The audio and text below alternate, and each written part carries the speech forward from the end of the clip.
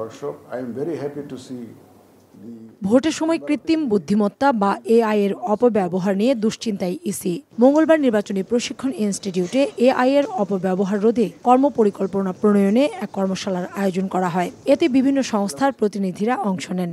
আজকের ওয়ার্কশপটা অত্যন্ত রিসোর্সফুল। কর্মশালায় প্রধান নির্বাচন কমিশনার বলেন, ভোটে এআই অপব্যবহার রোধে কর্মপন্থা নির্ধারণ করে সমন্বিত সেল গঠন করা হবে। আমরা প্ল্যান করেছি যে এখানে একটা misinformation and disinformation address করার জন্য একটা সেন্ট্রাল সেল আমরা করব, কিন্তু আজকে আপনাদের ইনপুটস নিয়ে আমরা আগাতে চাই।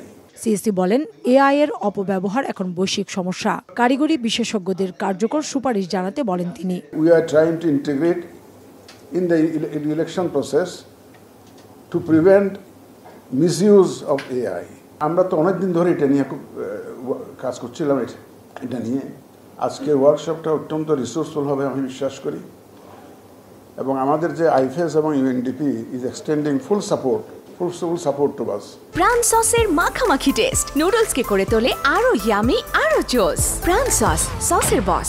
নির্বাচন কমিশন মিথ্যে তথ্য, অপতথ্য রোধে 24 ঘন্টা সচল ও কার্যকর কর্মপন্থা তৈরি করতে চায় বলেও জানান সিএসি।